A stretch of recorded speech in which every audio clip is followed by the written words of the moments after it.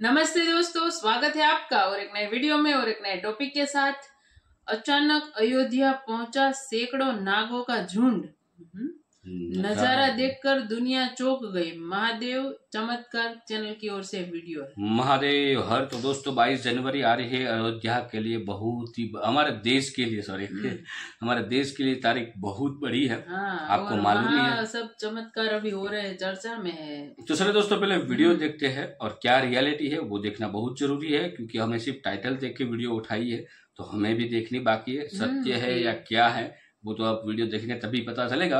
आशा करेंगे पसंद जरूर आएगी और पसंद आए तो लाइक और शेयर जरूर से कर दीजिएगा। और हमारे चैनल पे पहली बार आए और सब्सक्राइब नहीं किया तो सब्सक्राइब भी जरूर से कर दीजिए। चलिए स्टार्ट करते हैं। क्या हुआ जब अचानक अयोध्या पहुंचा सैकड़ों नागों का झुंड। इनका संबंध नागलोक से बताया जा रहा है। आखिर राम मंदिर प्राण प्रतिष्ठा से पहले अचानक इतने सारे चमत्कार क्यों हो रहे हैं? सबसे पहले गिद्धों का झुंड राम मंदिर के आसपास दिखाई दिया, जिसे जटायु के वंशज कहा जा रहा है। लोग इनकी पूजा कर रहे हैं। इसके बाद कुछ भालू अयोध्या में अचानक से देखे गए, जो कि जामवंत का प्रतीक है। लेकिन अब एक ऐसा चमत्कार देखने को मिल रहा है जो अयोध्या के लोगों के लिए ही खतरा साबित हो रहा है।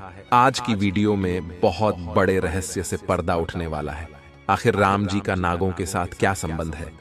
आखिर प्राण प्रतिष्ठा से पहले इतने सारे नाग एक के बाद अयोध्या में क्यों निकल रहे हैं, वो भी अलग अलग प्रजाति के एल। आगे बढ़ने से पहले अगर आप भी एक सच्चे सनातनी हैं तो इस वीडियो को लाइक करके कमेंट बॉक्स में जय श्री राम जरूर लिखें। 22 जनवरी सोमवार के दिन अयोध्या के नवनिर्मित राम मंदिर में होने जा रही रामलला की प्राण प्रतिष्ठा का सभी देशवासियों को बेसब्री से इंतजार है। राम जी के भव्य स्वागत की तैयारी जोरों शोरों पर है। यह तारीख कोई आम तारीख नहीं है, बल्कि इसके पीछे बहुत ही खास महत्व छिपा हुआ है। आखिर राम मंदिर की प्राण प्रतिष्ठा के लिए 22 जनवरी का समय ही क्यों चुना गया? इसके पीछे का रहस्य जानकर आपके भी होश उड़ जाएंगे। त्रेता युग में प्रभु श्री राम का जन्म अभिजीत मुहूर्त में हुआ था। 22 जनवरी सोमवार के दिन मृगशीर्ष नक्षत्र में अभिजीत मुहूर्त का संयोग बन रहा है। यही कारण है कि इस तिथि को रामलला की प्राण प्रतिष्ठा के लिए चुना गया है।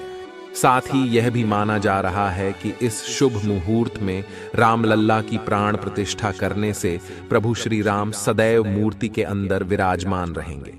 लेकिन जैसे जैसे प्राण प्रतिष्ठा का समय नजदीक आ रहा है, वैसे वैसे अलग अलग प्रजाति के नाग अचानक ही अयोध्या में प्रकट हो रहे हैं, जो कि अयोध्या वासियों के लिए खतरा बनते जा रहे हैं। लेकिन गिद्धों का और भालुओं का संबंध तो प्रभु श्री राम से बताया जाता है। उन्होंने रामायण में उनकी सहायता भी की थी। लेकिन इन नागों का श्री राम के साथ क्या संबंध है? आज की वीडियो में इस रहस्य से पर्दा उठने वाला है। चौंकाने वाली यह है कि इनमें दो प्रजाति के नाग अलग अलग क्षेत्र में बार बार निकल रहे हैं, जिनका संबंध वासुकी और तक्षक नाग के साथ जोड़ा जा रहा है। ऐसा कहा जाता है प्रभु श्री राम के भाई लक्ष्मण साक्षात अनंत शेष नाग का रूप है, और वासुकी नाग, तक्षक नाग और शेष नाग तीनों ही आपस में भाई है, जिसमें तक्षक और वासुकी नाग पाताल में निवास करते हैं और शेष नाग बैकुंठ में भगवान विष्णु की सेवा करते हैं। तो अंदाजा लगाया जा रहा है कि जब प्रभु श्री राम अपने भाई लक्ष्मण यानी शेषनाग और माता सीता के साथ अयोध्या धाम पहुंच रहे हैं, तो क्या शेषनाग के दोनों भाई पाताल में से उनसे मिलने के लिए बार बार प्रकट हो रहे हैं? दोस्तों, यह रहस्य बहुत बड़ा है, क्योंकि अयोध्या के क्षेत्र से जब एक सांप को पकड़कर सुरक्षित इलाके में छोड़ा जाता है तो वही सांप पुनः राम मंदिर परिसर में भी देखा जाता है, जिससे कई बार मजदूरों को भी काम करने में भय महसूस होता है। लेकिन जय श्री राम का नाम उन्हें हिम्मत देता है। आप भी नीचे कमेंट बॉक्स में जय श्री राम जरूर लिखें।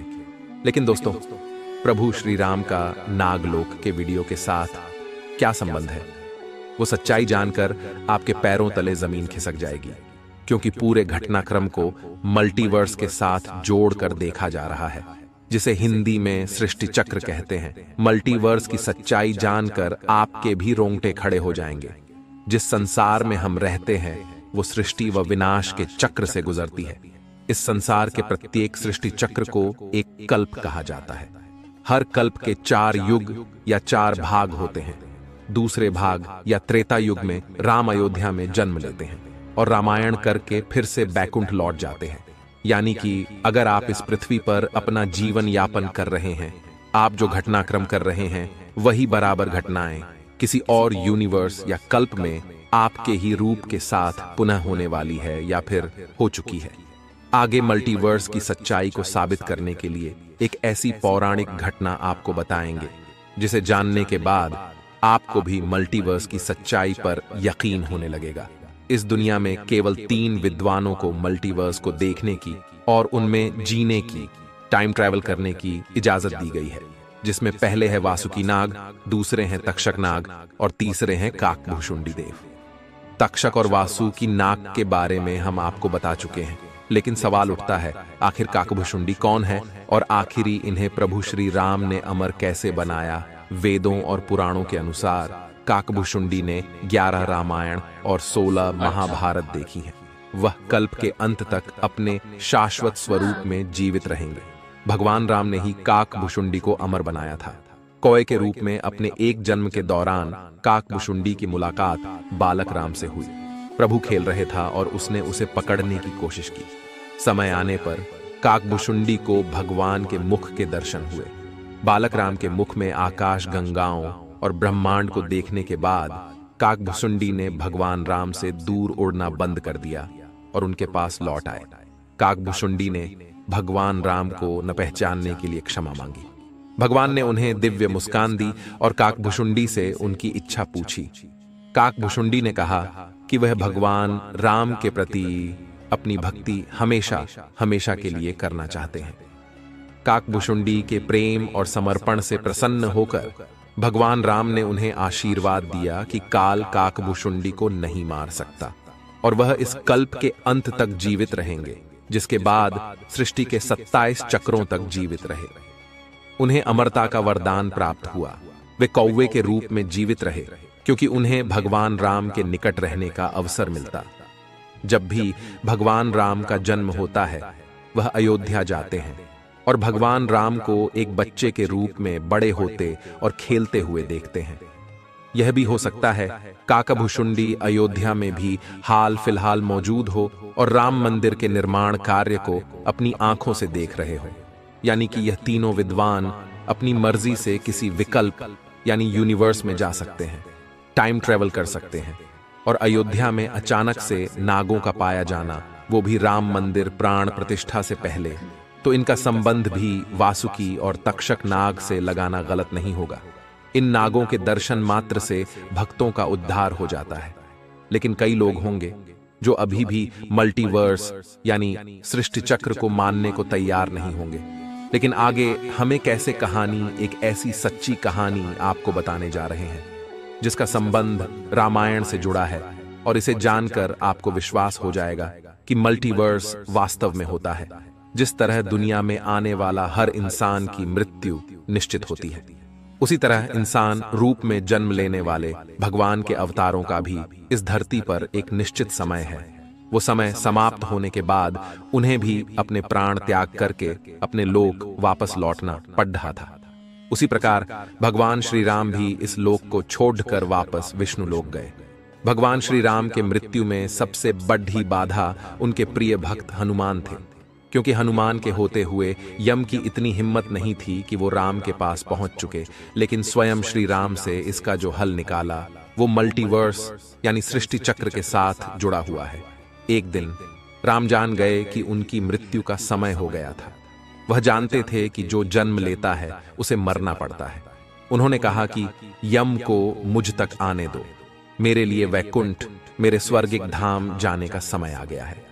लेकिन मृत्यु के देवता यम अयोध्या में प्रवेश करने से डरते थे, क्योंकि उनको राम के परम भक्त और उनके महल के मुख्य प्रहरी हनुमान से भय लगता था।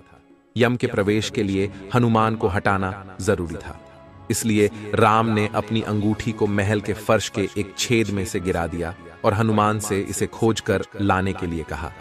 हनुमान ने स्वयं का स्वरूप छोटा करते हुए बिल्कुल भंवरे जैसा आकार बना लिया और केवल उस अंगूठी को ढूंढने के लिए छेद में प्रवेश कर गए। वह छेद केवल छेद नहीं था, बल्कि एक सुरंग का रास्ता था जो सांपों के नगर नागलोक तक जाता था। हनुमान नागों के राजा वासुकी से मिले और अपने आने का कारण बताया। वासुकी हनुमान को नागलोक के मध्य में ले गए, जहां अंगूठियों का पहाड़ जैसा ढेर लगा हुआ था। वासुकी ने कहा, यहां आपको राम की अंगूठी अवश्य ही मिल जाएगी। हनुमान सोच में पड़ गए कि वो कैसे उसे ढूंढ पाएंगे, क्योंकि ये तो भूसे में सुई ढूंढने जैसा था। लेकिन सौभाग्य से जो पहली अंगूठी उन्होंने उठाई वो राम की अंगूठी थी। आश्चर्यजनक रूप से दूसरी भी अंगूठी जो उन्होंने उठाई वो भी राम की ही अंगूठी थी। वास्तव में वो सारी अंगूठी जो उस ढेर में थीं, सब एक ही जैसी थी। इसका क्या मतलब है? वह सोच में पड़ गए। वासुकी नागबाले, जिस संसार में हम रहते हैं वो शुरू भी होता है और प्रलय के साथ उसका अंत भी हो जाता है। प्रत्येक कल्प में चारों युग आते हैं और समाप्त भी होते हैं, और हर सतयुग के अंत में एक वानर इस अंगूठी का पीछा करता है और पृथ्वी पर राम मृत्यु को प्राप्त होते हैं। इसलिए यह सैकड़ों हजारों कल्पों से चली आ रही अंगूठियों का ढेर है। सभी अंगूठियां वास्तविक हैं। अंगूठियां गिरती रहीं और इनका ढेर बड़ा होता रहा। भविष्य के रामों की अंगूठियों के लिए भी यहां काफी जगह है। हनुमान जान गए कि उनका नागलोक में प्रवेश और अंगूठियों के पर्वत से साक्षात कोई आकस्मिक घटना नहीं थी। यही मल्टीवर्स का रहस्य था। यह राम जी का उनको समझाने का मार्ग था कि मृत्यु को आने से रोका नहीं जा सकेगा। राम मृत्यु को प्राप्त होंगे, संसार समाप्त होगा, लेकिन हमेशा की तरह संसार पुनः बनता है और राम भी पुनः जन्म लेंगे। इस घटना के बाद प्रभु श्री राम सरयू नदी में समाहित हो गए। उनके साथ अयोध्या का एक एक वासी भी सरयू नदी में समाहित हो गया। यहां तक कि कीट पतंगे और अयोध्या के पशु पक्षी भी सरयू नदी में समाहित हो गए। ऐसा कहा जाता है, अयोध्या में जितने भी रहिवासी रह रहे थे वह सभी देवी देवताओं के ही अंश थे, जो प्रभु श्री राम की लीला को अपनी आंखों से देखने के लिए अयोध्या में रहवासियों की तरह रह रहे थे। जब रामायण काल पूरा हुआ तो वह भी प्रभु श्री राम के साथ अपने अपने धाम लौट गए। मात्र अयोध्या का भूभाग ही बच गया और वर्षों तक यह भूमि यूं ही पड़ी रही। बाद में श्री राम के पुत्र महाराज कुश ने अयोध्या को फिर से बसाया। इसका वर्णन कालिदास के ग्रंथ रघुवंश में मिलने की बात कही जाती है। रामायण के अनुसार कुश ने ही सर्वप्रथम पत्थरों के खंभों वाले मंदिर का अपने पिता श्री राम की पूज्य जन्मभूमि पर निर्माण करवाया। वहीं जैन परंपराओं के मुताबिक अयोध्या को ऋषभदेव ने फिर से बसाया था। भविष्य पुराण के अनुसार उज्जैन के महाराज विक्रमादित्य ने ईसा पूर्व में एक बार फिर से दूसरी बार उजड़ चुकी अयोध्या का निर्माण करवाया। धार्मिक ग्रंथों के अनुसार उन्होंने अयोध्या में सरयू नदी के लक्ष्मण घाट को आधार बनाकर 360 मंदिरों का निर्माण करवाया था। वे भगवान विष्णु के परम भक्त थे और इसीलिए उन्होंने ही श्री राम जन्मभूमि पर एक भव्य मंदिर का निर्माण करवाया था।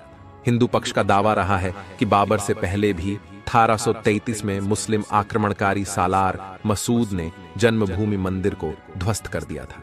अयोध्या में राम जन्मभूमि मंदिर पर विवाद की कहानी की 1528 से शुरू हुई। हिंदुओं का दावा रहा है कि मुगल आक्रमणकारी बाबर ने उस पवित्र जगह को तोड़कर उस पर मस्जिद का निर्माण करवा दिया। अयोध्या राम जन्मभूमि। बाबरी मस्जिद विवाद पर अपना ऐतिहासिक फैसला देते समय सुप्रीम कोर्ट ने उन सिख ग्रंथों को भी अहम सबूत माना है, जिसके मुताबिक सिख धर्म के संस्थापक गुरु नानक देव जी आक्रमणकारी बाबर के भारत आने से पहले ही भगवान राम की जन्मभूमि के दर्शन के लिए अयोध्या पहुंचे थे। गुरु नानक देव जी 1510 से 1511 के बीच अयोध्या आए थे, जबकि बाबरी मस्जिद 1528 में बनाई गई थी। इतिहासकारों के अनुसार वहां पर बाबर के कहने पर उसके एक सूबेदार ने मस्जिद का निर्माण करवाया था। 23 दिसंबर 1939 को राम जन्मभूमि मंदिर के इतिहास में एक बार से जबरदस्त मोड़ आ गया। उस दिन रामलल्ला की प्रतिमा मस्जिद के अंदर अचानक से विराजमान पाई गई।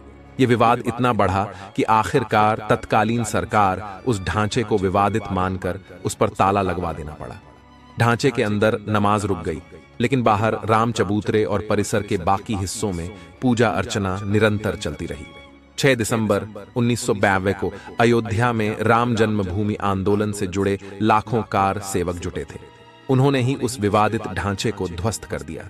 भगवान राम लल्ला ढांचे से निकलकर अस्थाई टेंट में आ गए। यानी कि राम मंदिर का इतिहास बहुत बड़ा है, कई लोगों के संघर्ष की कहानी है और कई कारसेवकों के बलिदान का प्रतीक है।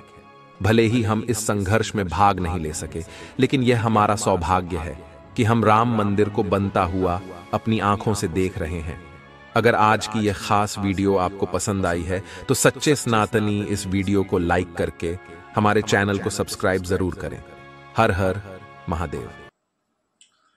तो थैंक यू दोस्तों, वीडियो को यहाँ तक देखने के लिए। और रिक्वेस्ट करना चाहेंगे, आज तक हमने ये रिक्वेस्ट तो इतनी बड़ी रिक्वेस्ट नहीं की, बट इस बार करेंगे। भगवान श्री राम का नाम कमेंट में जरूर लिख दीजिएगा, जय श्री राम। और वीडियो कैसी लगी उसके बारे में भी जरूर लिख दीजिएगा। यहाँ पे देखो धार्मिक बहुत सारी बातें हुई, भगवान श्री राम के बारे में बहुत सारी बातें हुई, जो वीडियो में बहुत कुछ डिटेल में हमें सुनने को मिला है। हालांकि इसमें जो वीडियोस जा रहे थे वो उस कंस्ट्रक्शन राम मंदिर का था, उस वीडियो थे, और थोड़ी बहुत इफेक्ट वीडियो थे, लेकिन मेन था वॉइस था। तो वॉइस ओवर बाय की बहुत ही बढ़िया है और मंत्र मुग्ध ऐसा लग रहा है कि हम सुनते ही रहे। बिल्कुल। बट हम यहाँ पे इस वीडियो कितना सत्य है कितना झूठा है उसकी कोई हम यहाँ पे नहीं बोल रहे हैं, क्योंकि हमें भी नहीं है पता एग्जैक्टली, क्योंकि इसीलिए हमने ये वीडियो लिया था।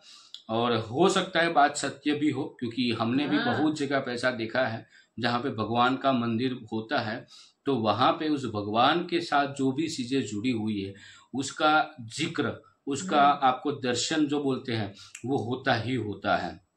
ठीक है, जैसे कि आप भोलेनाथ के मंदिर पे जाते हो तो आपको नंदी मिल जाएगा, फिर केशुआ जो है भगवान भोलेनाथ के मंदिर में वो आपको दिखने, बट रियल में भी आपको दिखने को कई बार मिल जाता है, क्योंकि ये हमारे हिंदू धर्म में बहुत सारी एक क्या बोलते हैं उसको, आस्था बोलते हैं, वैसे ही है। बाकी राम मंदिर के लिए दोस्तों तैयार हो जाओ। भगवान श्री राम 22 जनवरी के दिन उसका प्राण प्रतिष्ठा महोत्सव है, और ये बात सत्य है। उसी दिन भगवान श्री राम जो है जिसका जन्म हुआ था, और उस हिसाब से बहुत पुरानिक बात है, लेकिन इतना सारा डिटेल्स में जानने के लिए हमें पूरी रामायण पढ़नी पड़ेगी, तब जाके हमें पूरी डिटेल्स में जानकारी मिलेगी। लेकिन वीडियो भाई आपने जो बनाई वो बहुत ही बढ़िया बनाई जी, बहुत कुछ। उसके अलावा ये उस नाग के अलावा भी बहुत कुछ डिटेल्स में हमें बताया, वो बहुत बढ़िया थी बात है, वो बहुत अच्छी बात थी, उससे हमें कुछ ना कुछ सीखने को मिला। बाकी आपको क्या सीखने को मिला दोस्तों कमेंट में लिख कर बता दीजिएगा। और अभी भी रिक्वेस्ट करेंगे जय श्री राम लिखना मत भूलिएगा, और वीडियो को लाइक करना मत भूलिएगा। वीडियो को यहाँ पे समाप्त करते हैं, आपसे विदाई लेंगे, मिलेंगे और एक नए वीडियो में आपके साथ। टिल देन जय हिंद, जय भारत।